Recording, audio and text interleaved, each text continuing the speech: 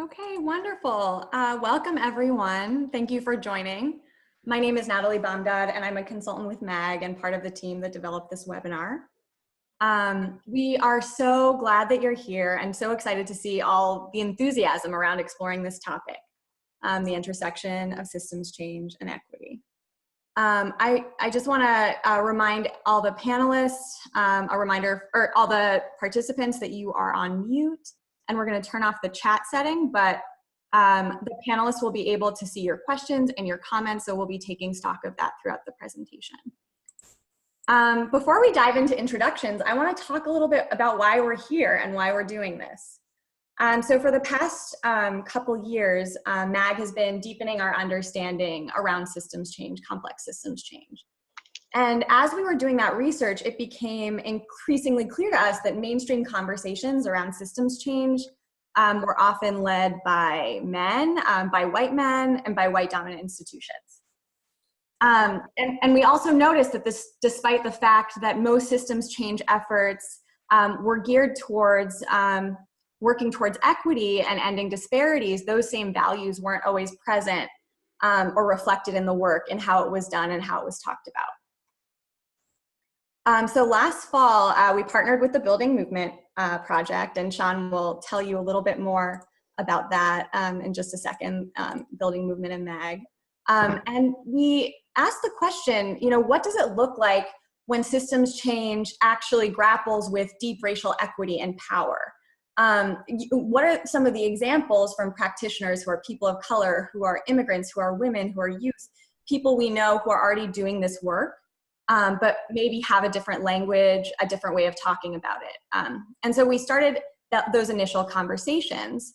And through that process, we developed a framework for the qualities that distinguish conventional systems change efforts from what we're really talking about today, systems change that centers power and race. I want to say that this framework was like shepherded by MAG and the Building Movement project, but many people had a hand in helping to build this and build the framework that you're going to see today. That includes, partners in the justice ecosystem, grassroots practitioners, and a lot of the systems change practitioners from the groups that I just mentioned before. I want to talk also a little bit about our agenda for today. It's going to happen in 3 parts. First, we're going to build a shared language around what we mean by systems change and equity. We have a really diverse group of people on the call today. We have folks who have a really deep practice in equity. We have folks who do systems change work, but are maybe not as far along on their journey. And so this first section is geared towards helping kind of build a shared understanding of what those 2 words mean to us in this context. And so given that, some of those initial slides might feel like too little context or too much context depending on where you are. So I just want to flag that, that reality. And then the second thing that we're going to do is we're going to share this framework for you. What does it look like to actually do systems change work with attention to race, with attention to equity, with attention to power? And we're going to hear from Reverend Ross and from Lauren Padilla-Valverde, practitioners who are really going to bring that framework to life for us. And then the last thing that we're going to do is talk a little bit about the process. How do we build a mindset around systems change and equity and build the muscles to actually do this work well? What does that process look like? We're going to have interactive polls throughout the presentation. As I mentioned, if you have any questions, please feel free to chat them and we'll respond to you. But we've disabled chat for all participants. So we'll see your chats, but you might not chats. This presentation will be recorded and we will also share out slides with participants following the presentation. So without further ado, I want to give Sean and Sean and Susan an opportunity to introduce themselves. Sean, do you want to go ahead? Sure. So hello, everybody. Great to have so many people participating in this webinar. My name's Sean Thomas Breitfeld. I'm the co-director of the Building Movement Project, and you can see my headshot along with Noelia, who you can also see as the host of this. She's waving at you. And then Frances Kunreiter is my co-director here at BMP, and so that's her picture as well. BMP is a national research organization that focuses on developing research and resources to support, but also to push nonprofit organizations to be more focused on progressive social change and to align their sort of everyday operating practices with the social change values and commitment. So that's a little bit about who BMP is. Susan, you want to introduce yourself and the MAG team? Sure. My name is Susan Misra. I'm the co-director for Management Assistance Group. You can see our full team there. And I won't go over everybody's name because that will take a while. But a little bit about Management Assistance Group, and that is that we are a social justice organization that provides both consulting and coaching, and we run innovation learning labs, specifically to look at 5 elements that we think are really critical to social transformation. And those are deep equity, complex systems change, leaderful ecosystems, multiple ways of knowing, and inner work. So that's a little bit about MAG. I'm very excited to be here now. I also want to give our speakers and practitioners an opportunity to introduce themselves. Reverend Ross, do you want to say a few words about yourself? Sure. I'm Reverend Joan Ross. I head up 2 organizations on the north end of Detroit. One is the Storehouse of Hope, which formed in 2007 as a collaborative of 15 organizations around providing meal services and pantry services, as well as wraparound services to the prisoners who were in early release programs that were just dumped on the north end every Thursday. Today, we operate the emergency food pantry, providing emergency food and services to nearly 3,000 individuals monthly, as well as we operate the only community land trust in Detroit, which was formed in 2015 around the unconstitutional tax foreclosures that took place and are still taking place in our city. The other organization that I oversee is the North End Woodward Community Coalition, which was actually birthed out of the Storehouse of Hope. And it started as a transit justice group seeking to provide a just transit system.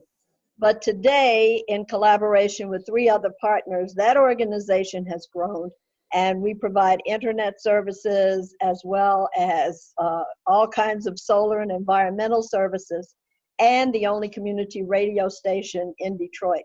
I do have to say that I am a volunteer for both of these organizations, and I don't receive any foundation funding. Thank you, Reverend Ross. Lauren, would you say a few words about yourself and your work? Sure. It's a pleasure to be with you all, and an honor to be sharing what I'm learning together here with Reverend Ross. My name is Lauren Padilla-Valverde. I'm a senior program officer with the California Endowment, a private statewide health foundation here in California. I am first and foremost the daughter of Guatemalan immigrants who came to this country fleeing persecution and for standing up for the rights of the people in Guatemala to own their land and to and that's what my father did as a community organizer. So what I do in my work is really rooted in his philosophy. I currently am with the California Endowment and serve as the point person and program officer for overseeing the grant-making strategy in the central coast of California in a place known as Monterey County. And my work focuses on building resident leadership and power to advocate for the long game of systems change that's rooted in a healing-informed racial justice practice. Thank you, Lauren. I also want to give us a chance to learn about who else is on the webinar today. So I'd love to just initiate our first poll. And this poll, you'll see it, I think it'll pop up right on your screen. We want to learn about what your role is. And if you're a systems change practitioner, what is your role within your systems change effort? So we'll give you all a couple seconds to just fill that out. And while you're doing that, I want to invite folks who are on Twitter or interested in following the conversation on social media. You can use the hashtag systems and equity. It's written on the bottom of each slide to follow the conversation along there.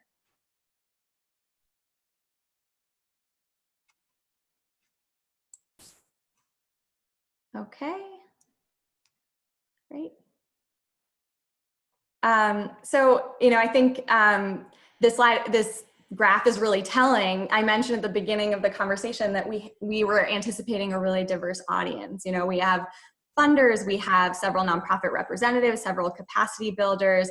I think there will be pieces of today's presentation that will resonate really deeply with all of you in different ways. And so I'm excited to see how that plays out. I also just, as we move along, want to give folks an opportunity to ground themselves in Reverend Ross and Lauren's stories of systems change. So Reverend Ross, I'd love for you to just briefly talk about some of the work that you've been doing in Detroit. So thank you.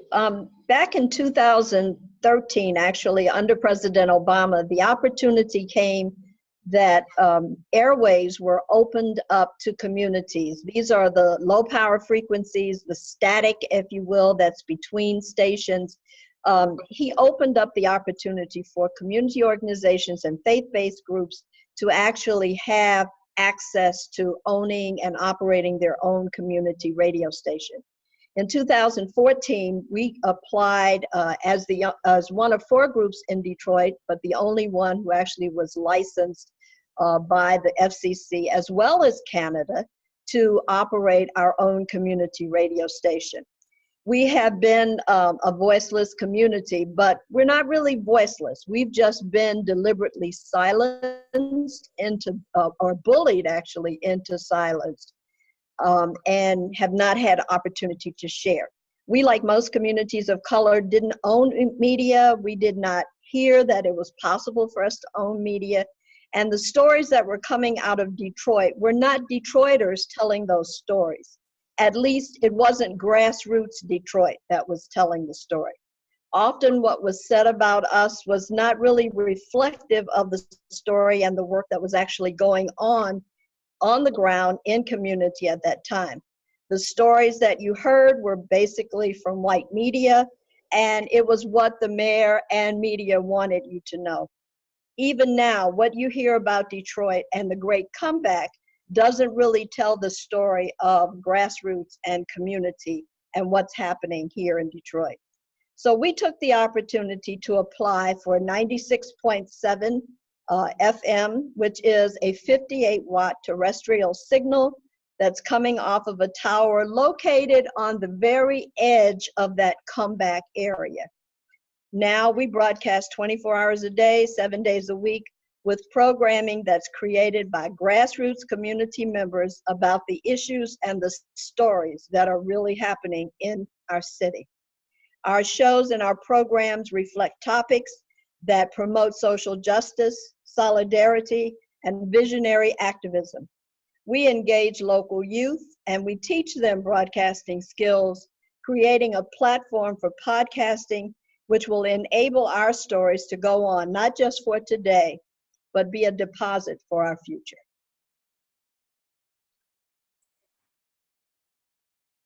Thank you, Reverend Ross, and we'll be hearing more about that story and specifically about Reverend Ross's experience as an individual and as kind of the experience of the community engaging with the system that is media in Detroit. Lauren, I'd love to, if you could share your story with the group and a little bit about your work in Monterey County. Sure, of course. Thank you so much, Natalie. So this vision, this dream of towards a racially equitable Monterey County, which was officially launched in February of this year, comes through the legacy of a long march towards racial and social justice in the region, this region and the Central Coast of California. Specifically, I want to talk to you all a little bit about how this, this launch came to be. The California Endowment is a private statewide health foundation here in California, and our primary mission is to make fundamental improvements in the health outcomes of all Californians. In 2009, the foundation announced the launch of Building Healthy Communities, a 10-year place-based community change initiative taking place in 14 California communities, from as far north as the border with Oregon to as far south as San Diego and City Heights, and all in between.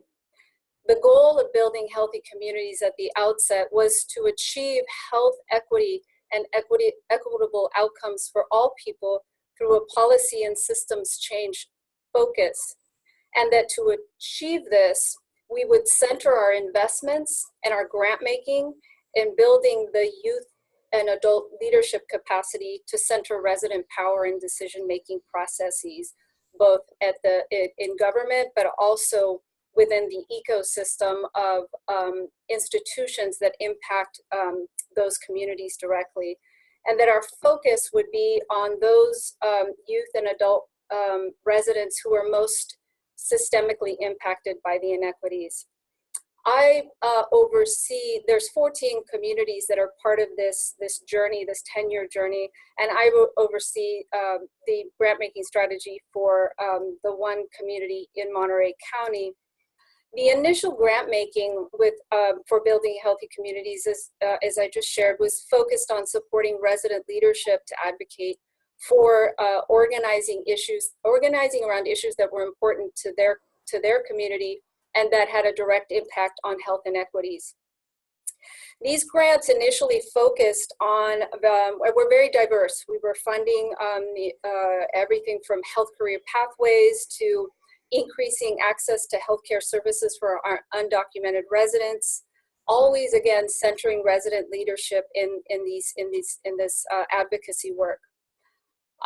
From the beginning, also, what we also recognized, which was key, was in asking residents to organize and advocate, we also had, and recognizing that we were asking folks who are residents who are most impacted, that we had to really ground and support resident leaderships through a healing-centered framework, meaning that we weren't just going to ask residents to show up, but that we were going to invest in their leadership capacity and support their healing for their, not just for themselves, but for their neighborhoods. And that healing was grounded in a culturally rooted way.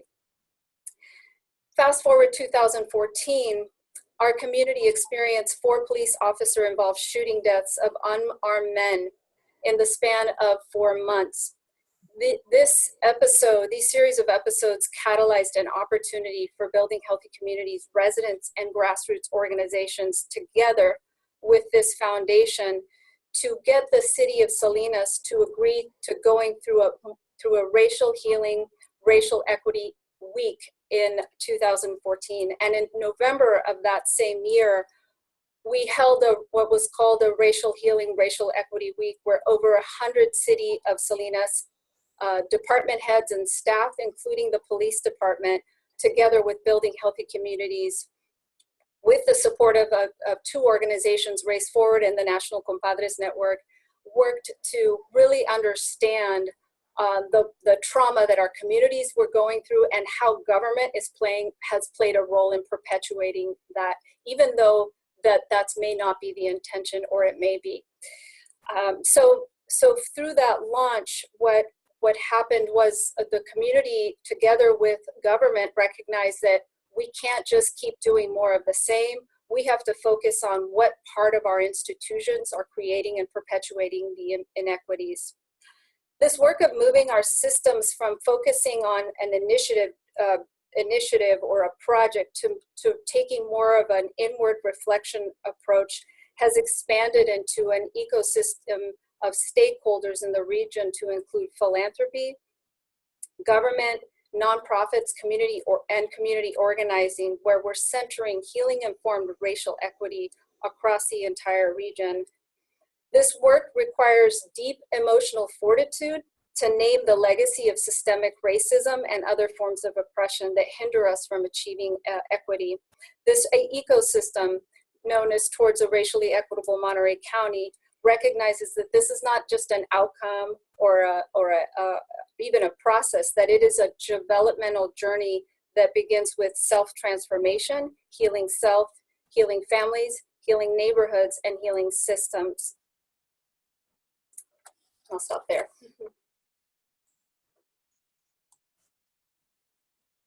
And so thanks both to Reverend Ross and to Lauren for sharing some of those initial stories. You're going to hear much more from each of them as we dig more into the framework.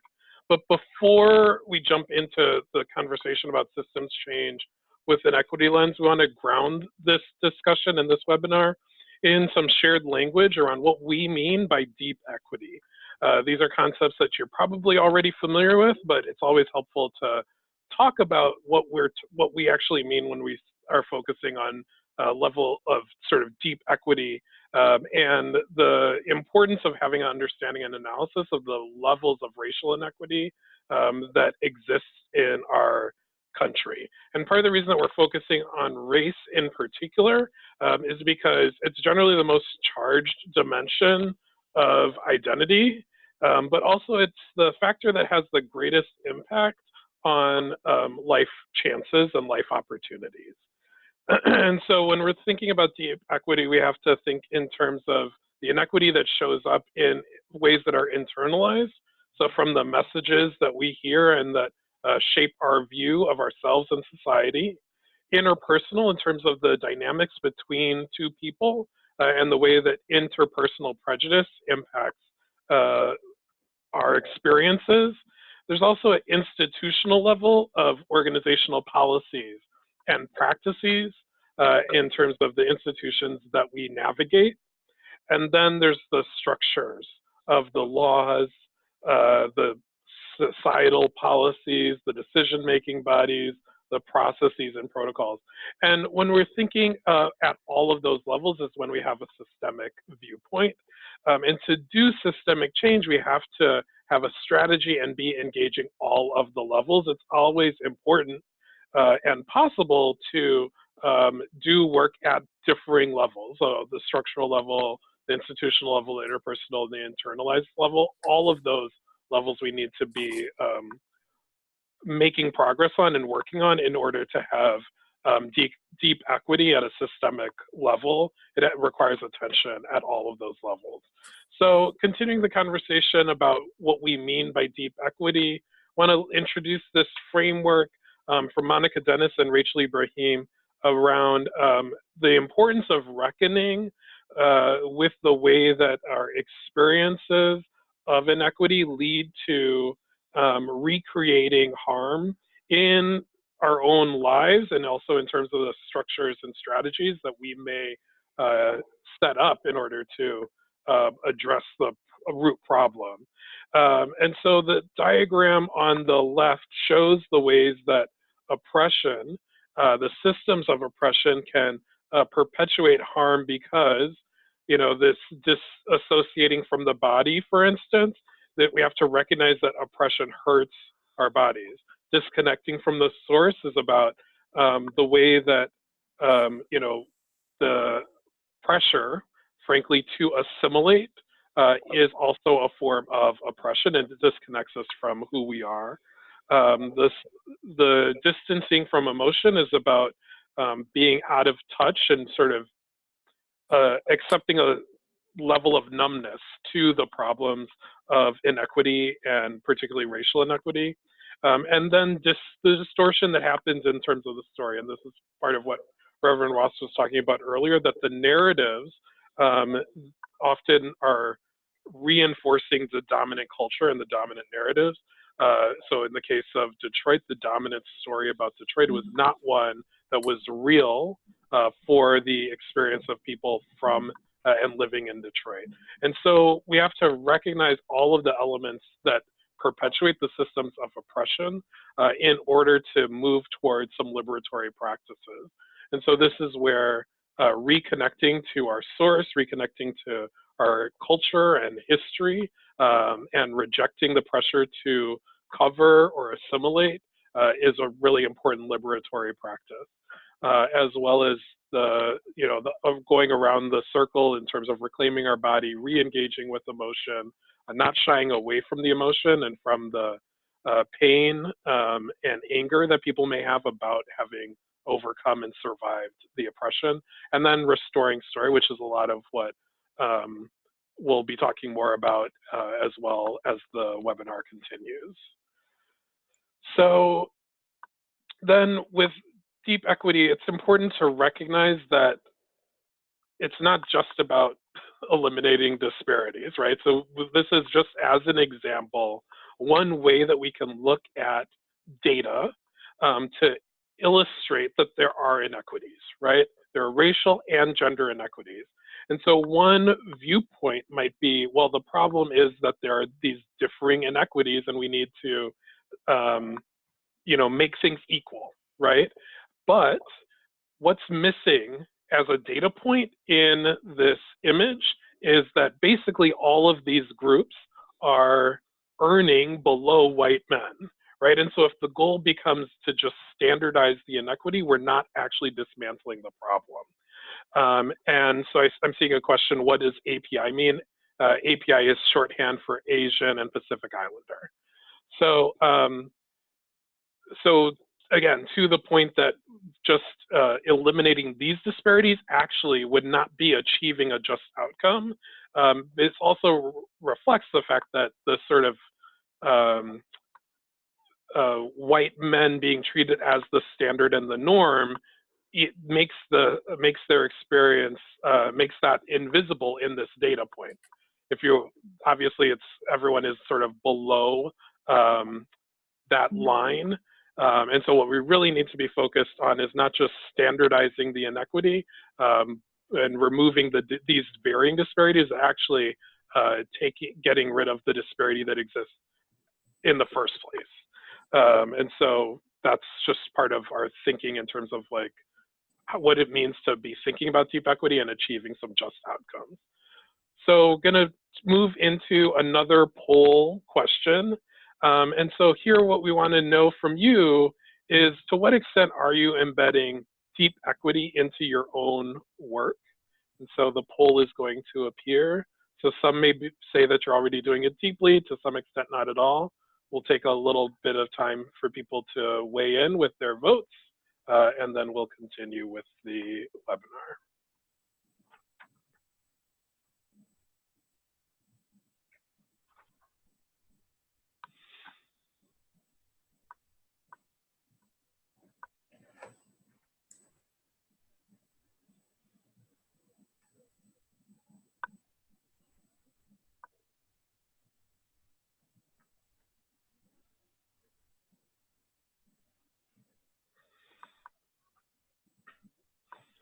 All right, so it looks like the majority are embedding deep equity to some extent, and then roughly 22% doing it deeply, and then a small proportion not at all. So I'm going to turn it over to Susan to talk more about our perspective as we think about what a system is. Great. Thanks so much, Sean. Now that we've gotten a little bit of shared understanding about what we mean by deep equity, we want to take a few minutes to talk about what is a system before we dive into equitable systems change. So a system is the relationships among interconnected structures and people. And it includes both of the diagrams that you see on the screen.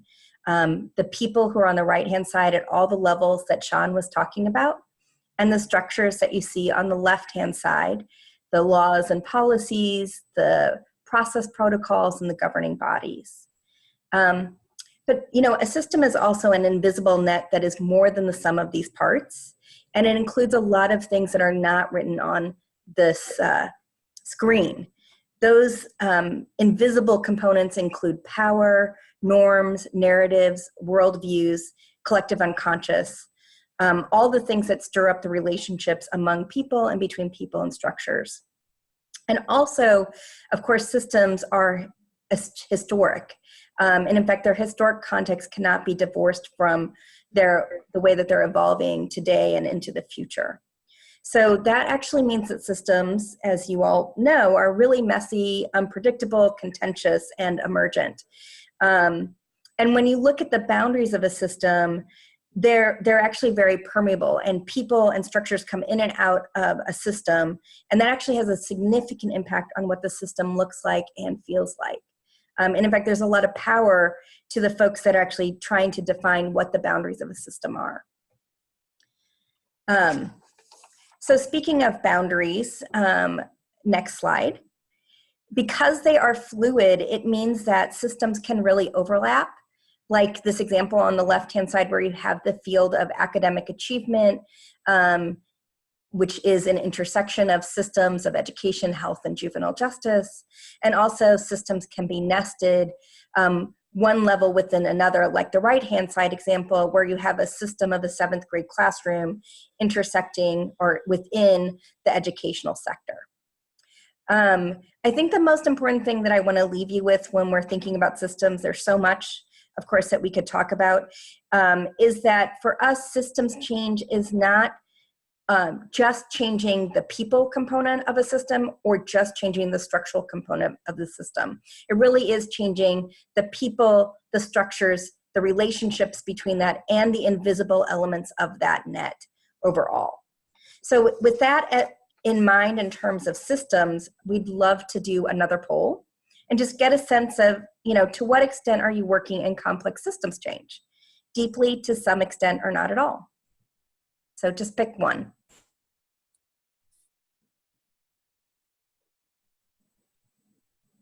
I'm very curious to see where we are relative to the equity one.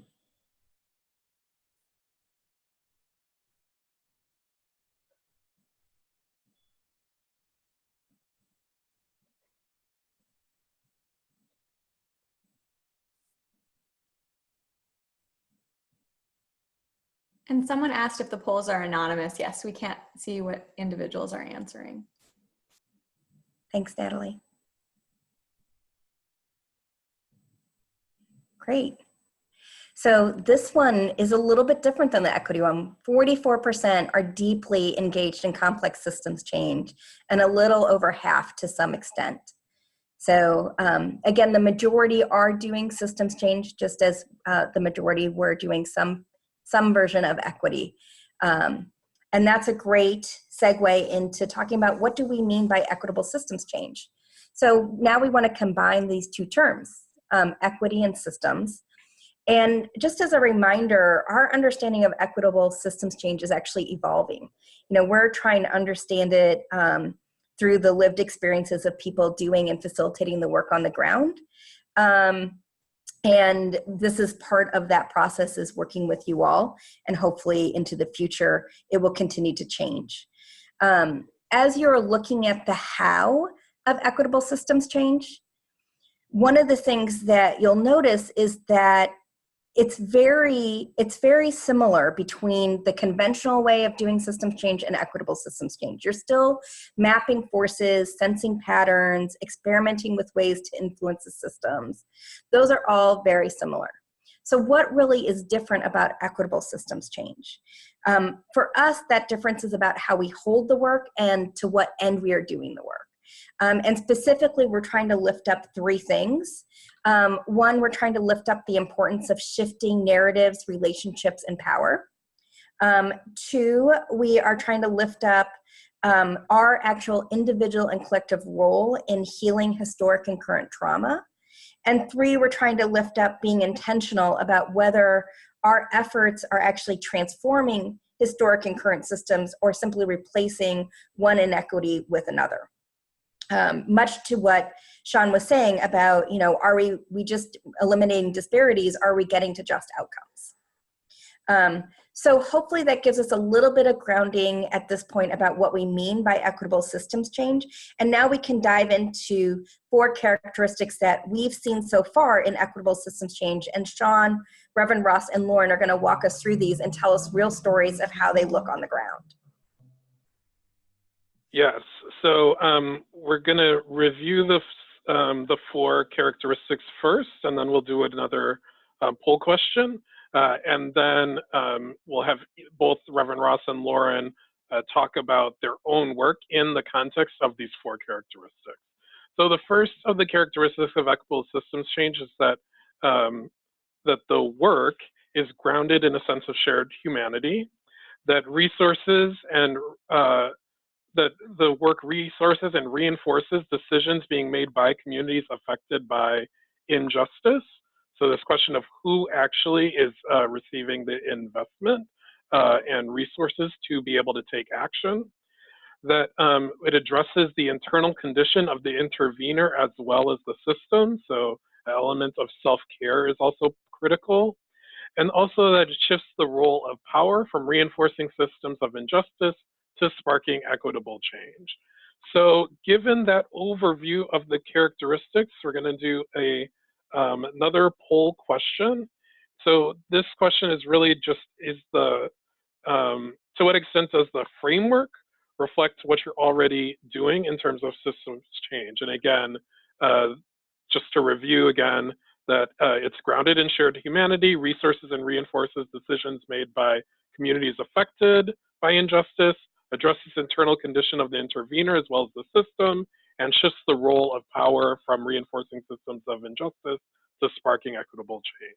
So to what extent is this framework of these 4 characteristics reflecting the work you're already doing in systems change? So weigh in, and we will get a few more responses to the poll, and then share the findings, and then we'll continue with Reverend Ross and Lauren sharing some stories from their work that illustrates these characteristics.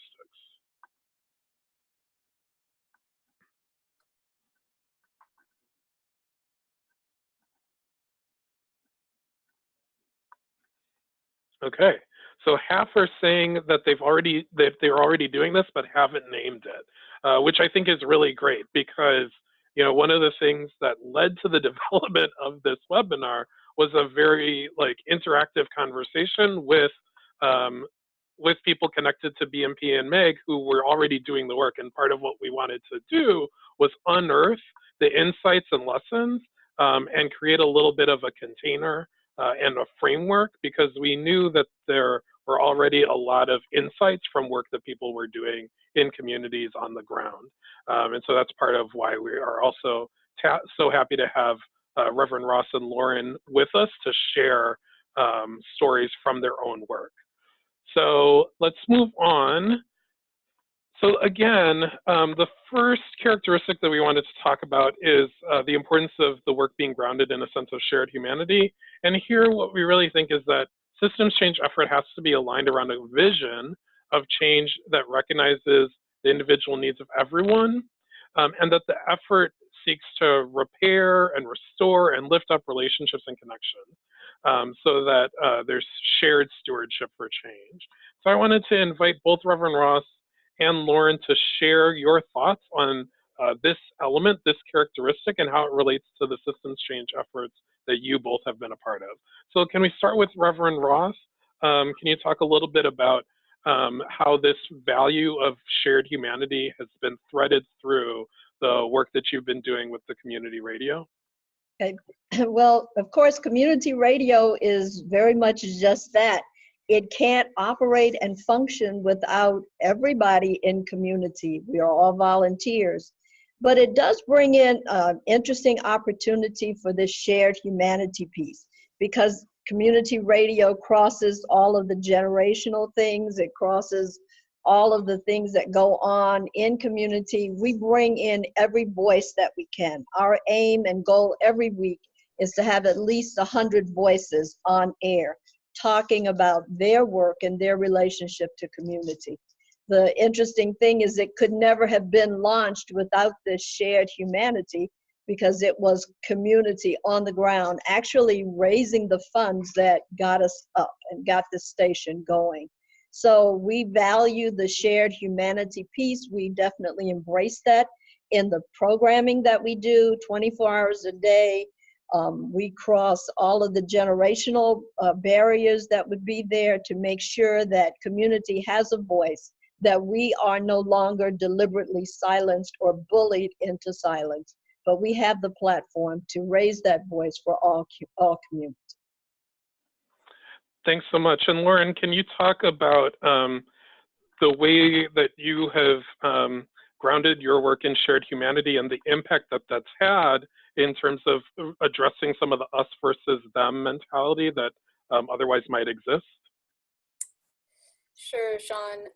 There's a Mayan term that we use in my parents' country called it goes like this: "En lak ech," "En lak ech," and it means you are the other me. And it literally, you know, when you are hurting, I am hurting. What's in your best interest will be in my best interest. And that philosophy is one that I personally hold, and that is my teaching from my ancestors, and I think has helped me as someone who's now in philanthropy really continue to center this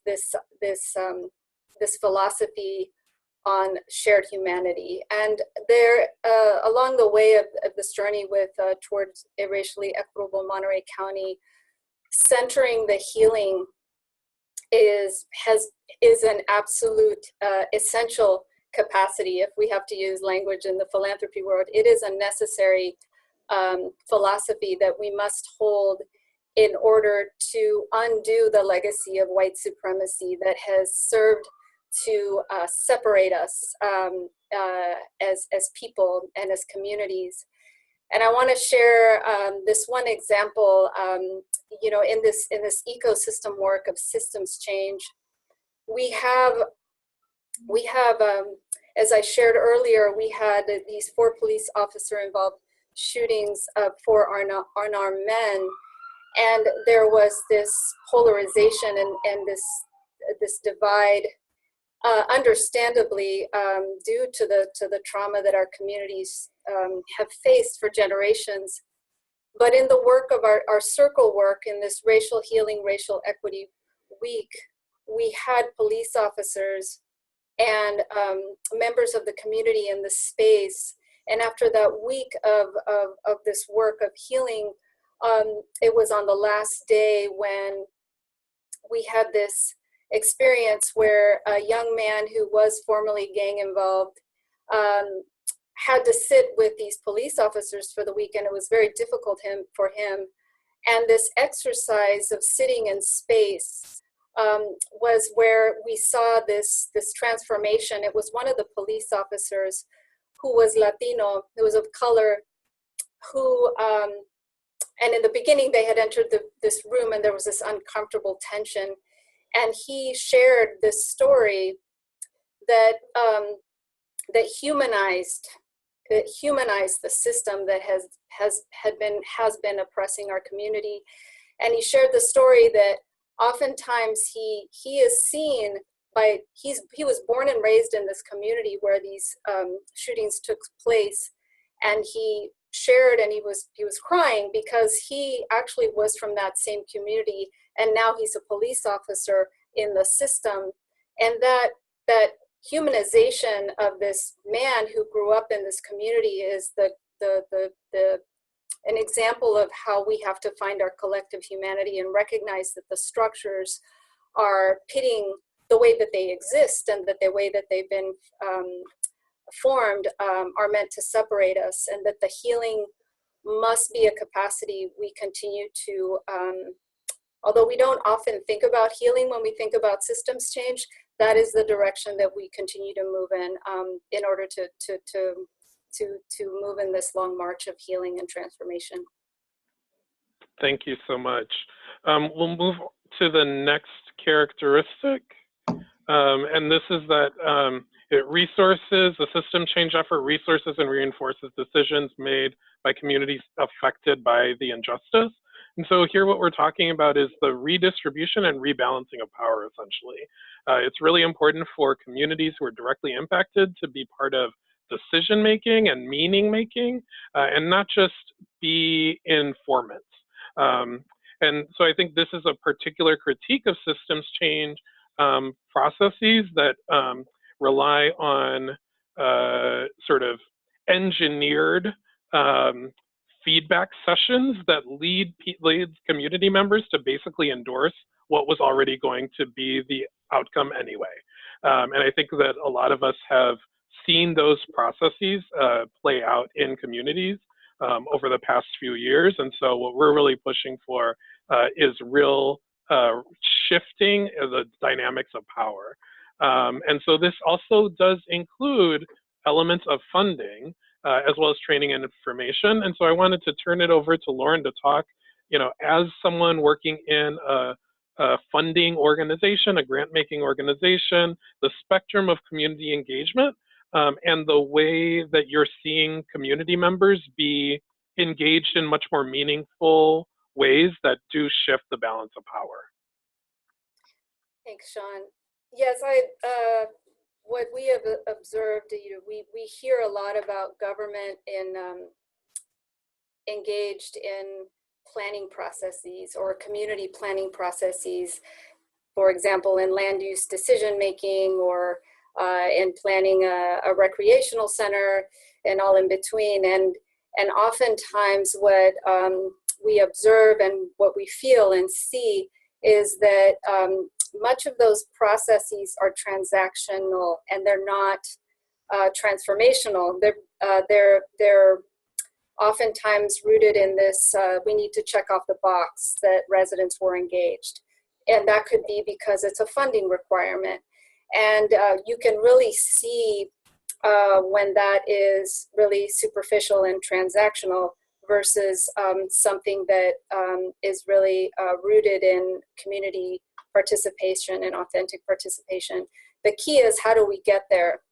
And the question is, how do we get there? And through the, we have been very fortunate to be able to stick around in a community for a decade, because what it has allowed us to do is really support resident leaders and their communities in sort of dreaming what would it be like to feel regarded and looked at by the system as a partner in wisdom, a partner that can actually not just be a transaction, but that can be used, whose information and knowledge can be used to really leverage the power of community for government to make a sound decisions around policy and resource allocations. And what we came up with was this this spectrum of community engagement, a process we call the spectrum of community engagement to ownership. And it's recognizing that oftentimes even government has good intentions, may have good intentions to engage community, but oftentimes it's tokenizing or marginalizing or placating. And so we have this process where residents, as part of their leadership development, they are able to assess government on those community planning processes. And this assessment happens at every community planning meeting, and it actually rates the city or the county or whatever the institution on these measures, this continuum. And now the city is doing is assessing itself, and we're sharing this information with one another. And that is so powerful, because what you see now is a city that actually wants to move community engagement towards collaboration and power sharing. And not in all the departments, but in some of our departments across the city, like planning, libraries, processes where the system and the leaders within the city want to actually feel that they're doing this work in a good way that is approved by residents. Thank you. And so then with the third characteristic, what we're talking again about is shifting the role of power, talking again about power, but shifting the role of power from reinforcing systems of injustice to actually changing them. And so here, it's really important to just have understanding and acknowledgement that what we're talking about oftentimes is white supremacy and patriarchy, and how that has shaped systems and structures and then perpetuated inequity and inequality. And so in systems change work, we have to have strategies that assess who has power how we build power and redistribute it, and then share power to transform systems and prevent systems from resetting. Because we're up against dynamics of power that are really long-standing and entrenched, it's very, unfortunately, easy for systems change efforts to have an impact, but then for the system to be nimble and reset.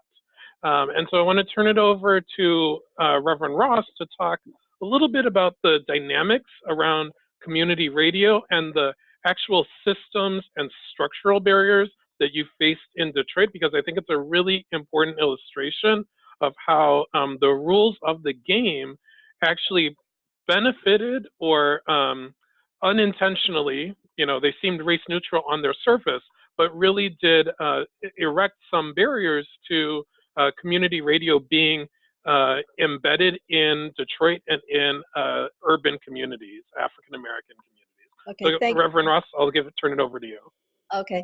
Well, actually, community radio was grounded and founded in rural white America. And it was actually founded as a result of those stations or those locations actually being fed up with white radio media in the first place.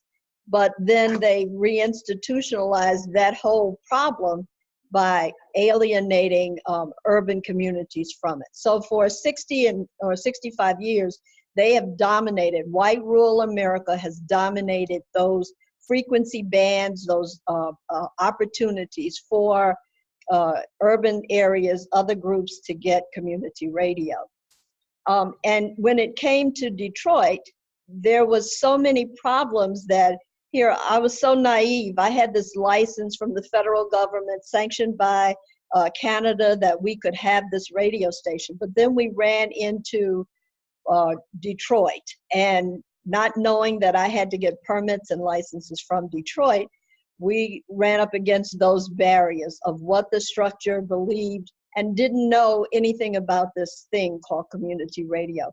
We had to have the most unique tower that they've ever created because of our location in the city and because of where our signal is coming from. And that antenna alone costs $10,000, where most white rural stations can basically put up a coat hanger, very similar to the kind of TV antennas we used to have on houses, and operate their stations. So for us to get the station and the signal here, we had to go through all the barriers and pressures that rural white America doesn't have to go through.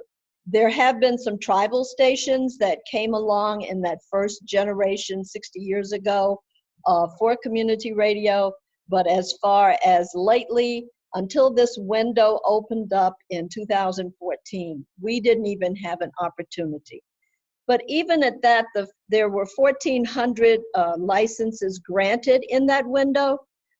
Probably 700 or 800 of those never got launched in urban areas, just because of the barriers, just because of the money situation, and because of the structure that had really been set in place and the guidelines that had come from white America. Thank you. And so then moving on to the fourth characteristic, we think it's really important that systems change work addresses the internal condition of the intervener as well as the system. It requires intervener, so the person making change, to look inward and tend to their inner health. And the change effort as well, in order to effectively spur change, we have to be altering, changing the dominant oppressive narratives that we tell ourselves again, but also supporting people to be grounded and in touch with their own emotions so that they can really be in relation with one another, again, bringing it back to being grounded in shared humanity. And so, in a way, what we're talking about is self-care. We have to heal ourselves. And so I want to open it up to both Lauren and Reverend Ross to talk about the ways that in your own work in communities, the system change work that you've been doing, you've seen this characteristic come into play. Lauren, can I start with you? Sure.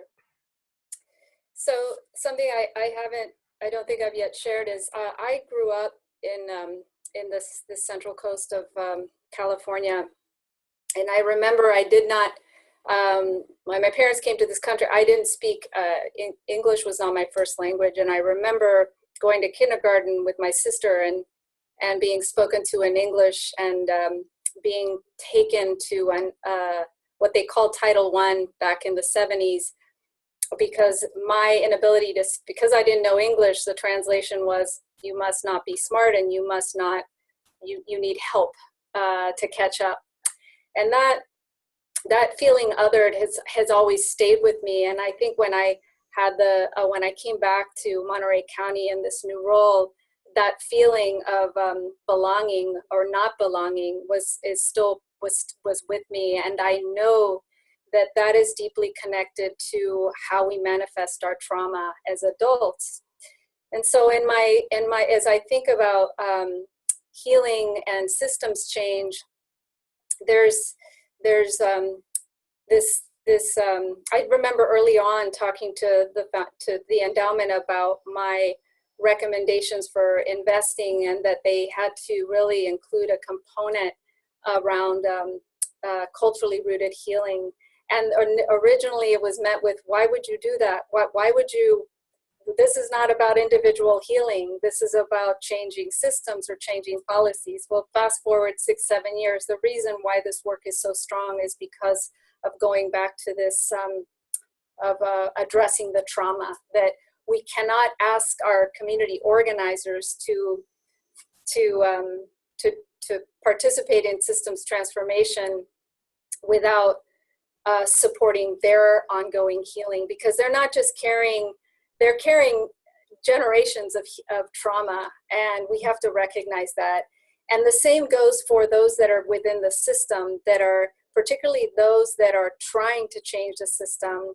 And that is, if we don't have support, the healing component, it makes it even more difficult to try to be a champion in the system. And then the last part, the last thing I will say is that healing together is important. It can't just be separate, because that's where we find our shared humanity. And that's where those moments of transformation happen, where the system feels less defensive, because it recognizes that the outside, that the resident power isn't about undermining you as an individual in the system, but it's about working with you in a more synergistic way to transform the structures and the systems of oppression to transformation.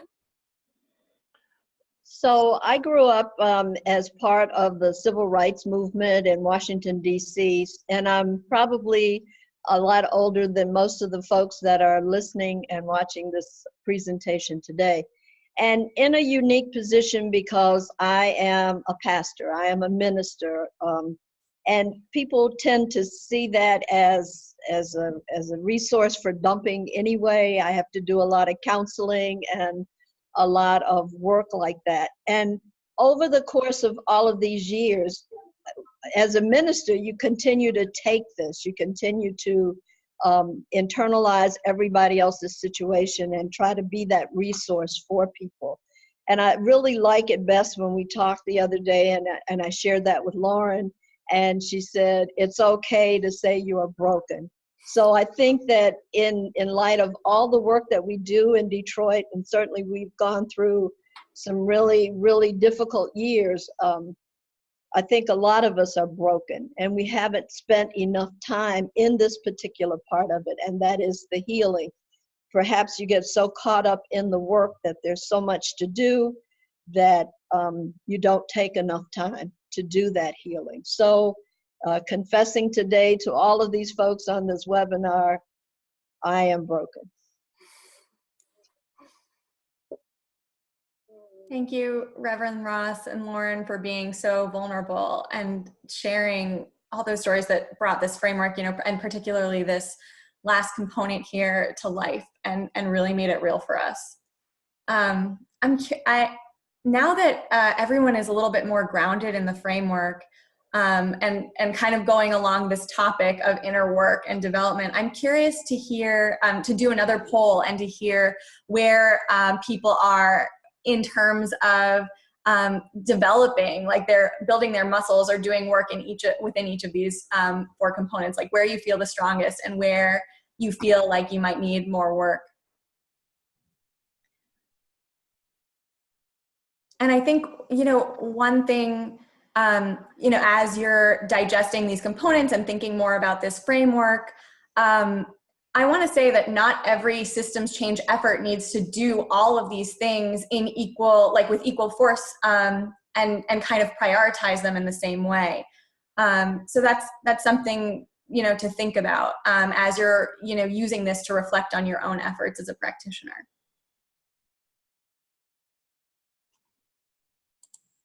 We'll give folks a couple more seconds to fill in, because this is a longer one and might require a little bit more reflection.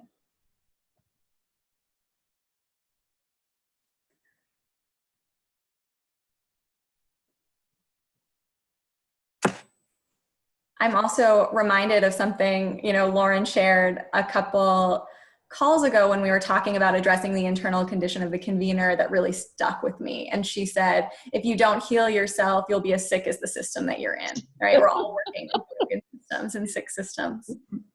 And that really, really resonated with me.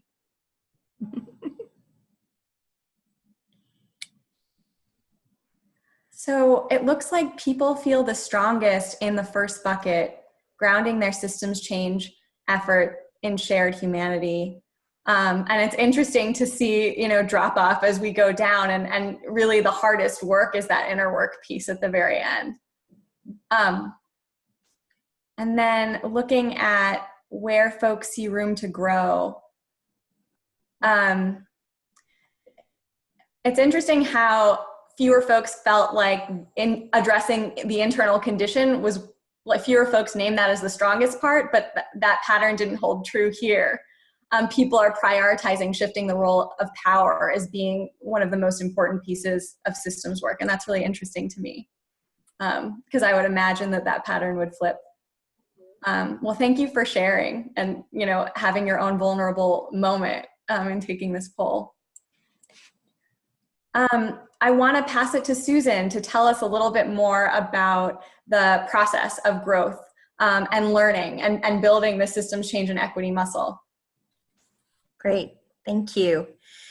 We've covered a lot of ground on this webinar, from deep equity to systems to equitable systems change and the 4 characteristics.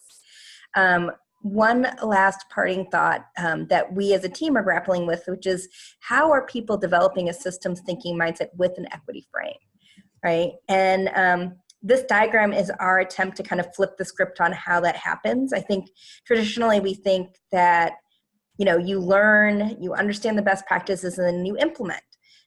One of the things that we've noticed from being with folks who've gone from the process of systems thinking in a more conventional approach to equitable systems change is that it actually starts with noticing, and then you do learning through trying over and over and over again, and finally you get to an irrevocable shift that you really can't come back from. And even in that shift, there's ongoing learning, which isn't on this diagram. We need to add it.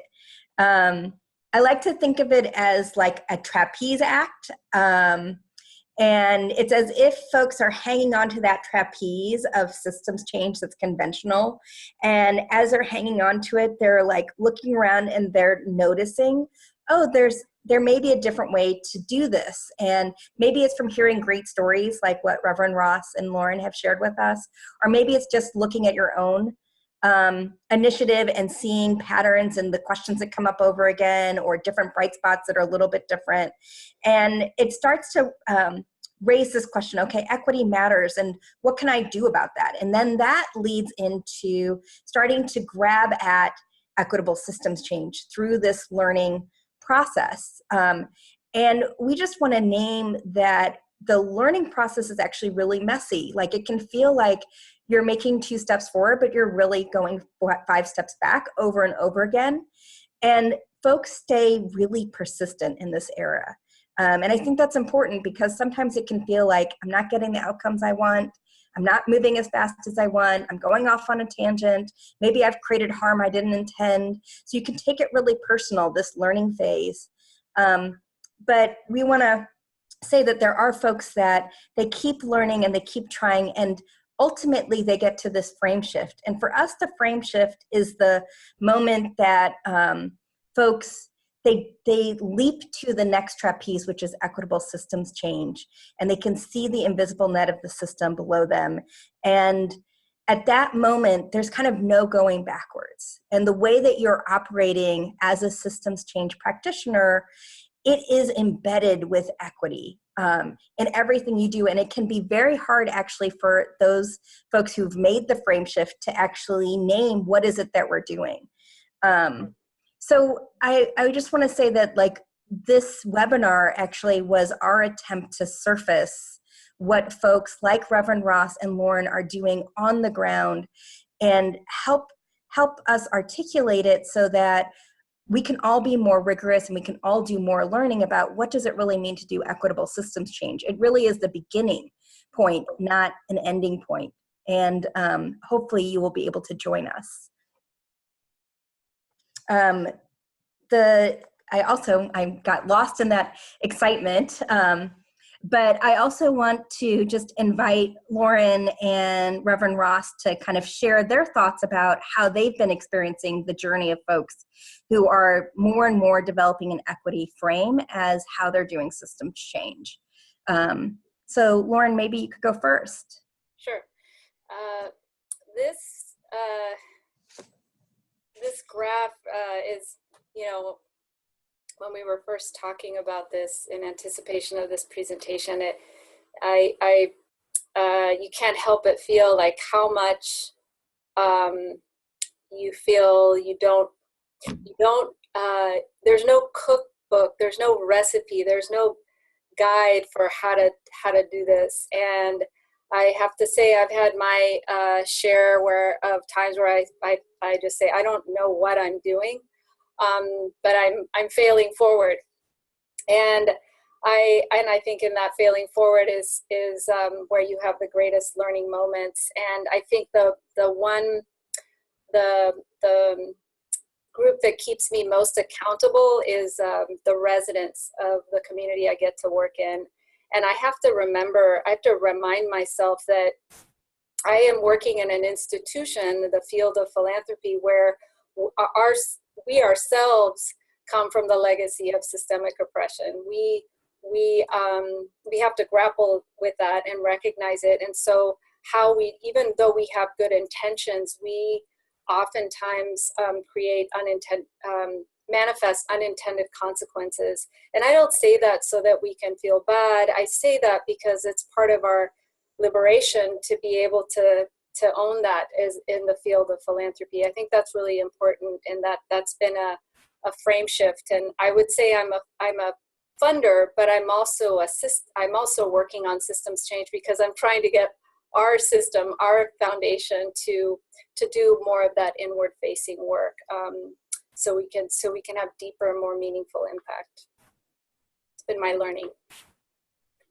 So I think in this particular diagram, I feel this more in the community land trust work that I'm doing, and maybe that's because that's where I am deeply involved right now, is trying to make a difference in housing in Detroit. And we're creating a model that has never existed before, even though land trusts are very old model. What we're doing with it here in Detroit, there is no example of it anywhere in the country. So I constantly feel like I'm in this model, in this failing forward, and I'm keep trying and doing, and I'm just caught up. And most days I sit and cry over it because I'm way behind where I thought I should have been, but I keep going forward, but then I go backwards. So I really feel this model in the community land trust piece in trying to do housing for folks that are in that 30% and below AMI, wherein I can't seem to get ahead of any of it. Thank you. Thank you. This really is a journey that we're all on, and it's continuous, and we will never give up. So thank you for your stories. I'm going to pass it back to Natalie. Yeah, Yeah, thank you again. And I'll say that, you know, we as a group, the group of panelists, the folks putting together this webinar are on our own journey. And this is really just a first step and the beginning of a conversation that we hope to continue to have with all of you. I want to say a couple words of thanks. Actually, I think we should open up to questions. I'm sorry, I just noticed the time. You know, we have plenty of time left and people have been asking really wonderful questions. So I want to lift up a question from Ellen Grzinski. I'm sorry if I am mispronouncing your name.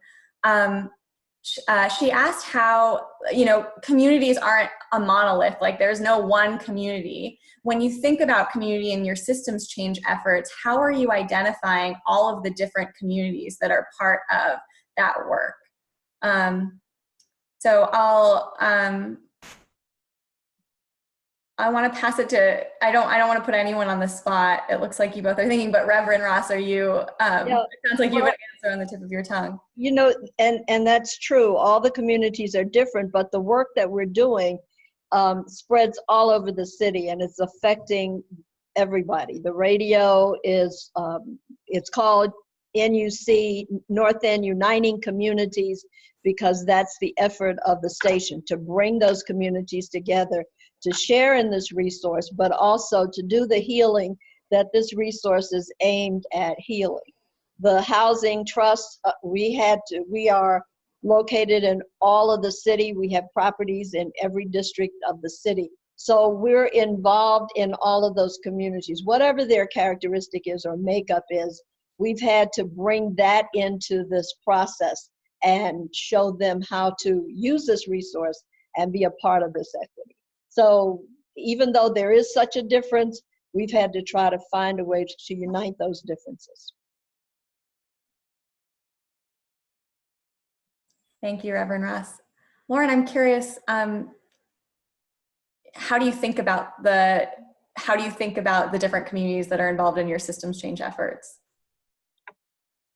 Great question. So at the initial start of BHC, the foundation had asked the communities to outline the boundaries of the communities where we would be working in. And we've had so much learning from that specifically. At the time, the boundaries were very confined. Fresno, East Salinas, City Heights, a community in San Diego. And what we learned is if we're gonna support resident organizing and systems change, the boundary does not work. That does not even, and the intention was focusing on a boundary like where the inequities were greatest, right?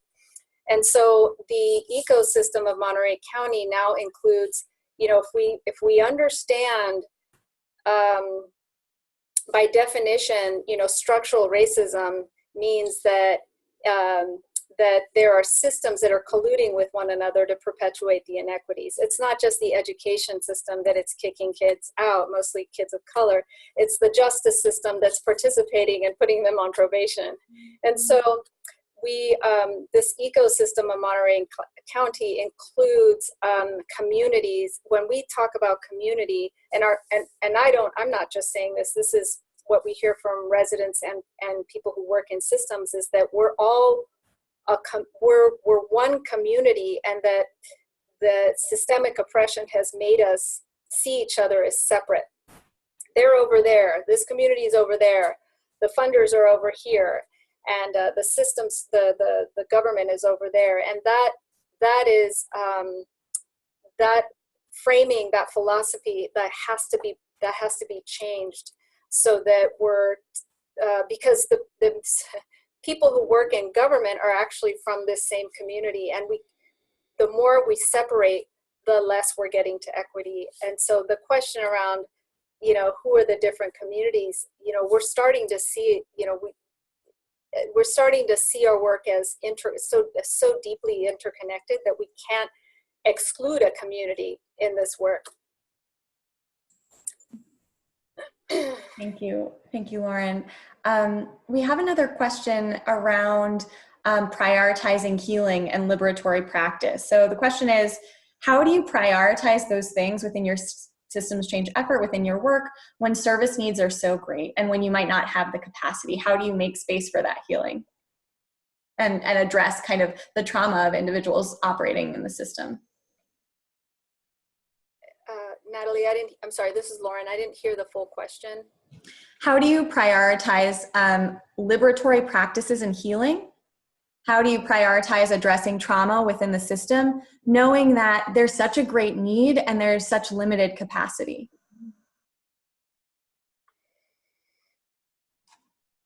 I think Lauren is probably better able to answer that question since I'm still working with that. And I know that, we saw in the polls that people seem to, that hasn't been as far along with other people in their strategy as, you know, it may be. So I think I have to pass this one to Lauren. Sure.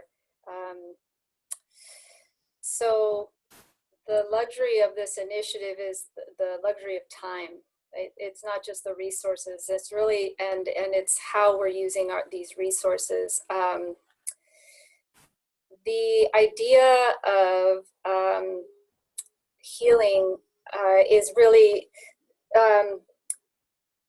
when we stop doing the healing, we don't move forward. I mean, we have examples of that where the city of Salinas, you know, we do something where we circle up. Our meetings are all in circles, and that takes, instead of an hour meeting, it takes 3 hours. And that's how it's, I mean, it takes, it not only takes time, but you have to prep people with a capacity to be able to hold space like that.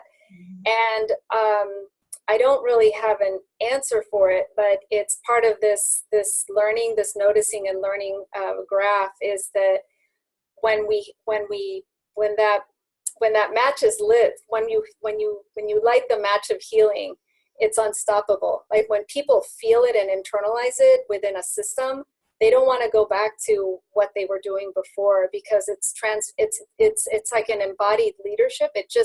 It's very hard to explain. People ask me to explain how the healing is. How did you bring the healing, or how? And it's difficult to articulate. But what I can say is that once people are put in these spaces, and it is through a circle, it is through as we do it, we honor 4 directions. We recognize our ancestors. We are engaging in agendas that are rooted in a circle, and it's what we're seeing is that folks and systems are tired of the way that things have been going, and they don't say it openly. They would never say, "Oh, because we have to get to this agenda."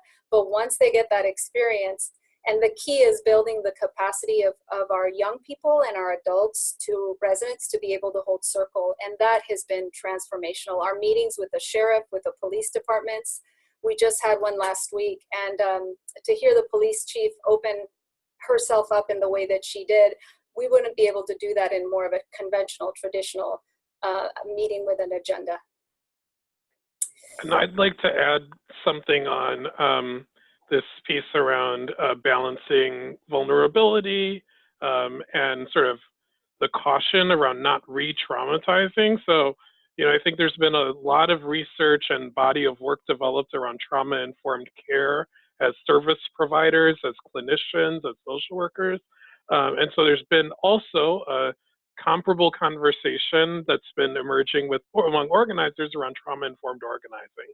And how do we ensure that as organizers, as people who are pushing for change, that we are not relying on our community leaders to continually be tapping into the trauma that they have experienced in order to make the case for change. And so I think that it forces us to think differently about how we utilize story and personal narrative as a tactic for moving other targets to empathize with our communities and with making change. And so, you know, I think that the reliance sometimes on people telling the story of the ways in which they have been traumatized by systems and having to relive that over and over again, particularly during, like right now in the conversation about the horrors of the brokenness of the immigration system.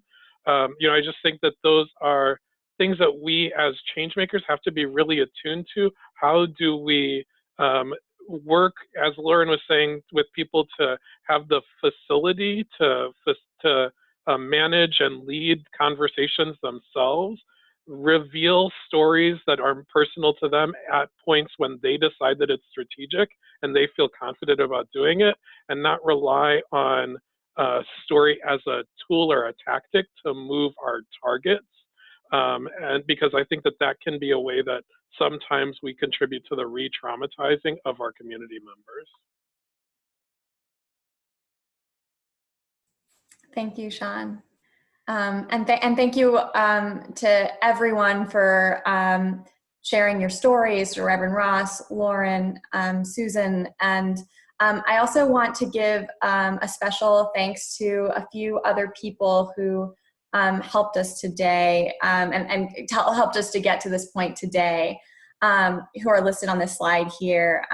There were many, many folks who contributed their thoughts to the development of this framework along the way. I also want to thank the artists who donated art that really brought beautiful vibrancy and color to today's presentation. Wasaba Sadibe, Monica Trinidad, and Rini Templeton, who contributed art via the Rini Templeton Foundation. So yeah, we are very grateful to those folks. A couple bookkeeping items before we wrap up. On the last slide of the presentation, which we'll send you, we have some resources, a link to Reverend Ross's radio station, Detroit's community radio station, some resources that Lauren shared. And then we'll also be sending out a copy of these slides and a recording of the presentation to everyone who participated. And you can also make sure that you get a recording by signing up for our newsletters. So those will, the recording will definitely be going out via those two channels. And then Noelia just sent out a survey, and we'd love for you to take the last 5 minutes of this session to just share your thoughts with us around how this went for you and what next steps you're looking forward towards. And that will help us shape whatever comes next, whatever comes out of this. And then the last thing I'll say is that so many people contributed wonderful questions that we didn't have a chance to get to, and we have made notes of those questions, and we'll be holding them as we think about what next steps can be. Is there anything else that you all want to share? Noelia, Sean, Reverend Ross, Lauren, Susan? I think we're just really grateful for the many people who participated in the webinar. Thanks so much for taking the time to help start this conversation. And just thanks to Reverend Ross and Lauren. Thank you for thinking there's value in all the struggles that we're going through in Detroit, that other people can learn from those experiences. Thank you for having us. Thank the team and for connecting me to Joan Ross. It was just an honor to do this with you all. And this is this work, if you feel that it's overwhelming, just remember that it took 7, 8 generations to get to where we're at, and it's going to take another 7 generations. So this is a long march, and so yeah, let's leave you with that. Okay. And we're looking forward to continuing to learn about equitable systems change in the future. It's a collective effort.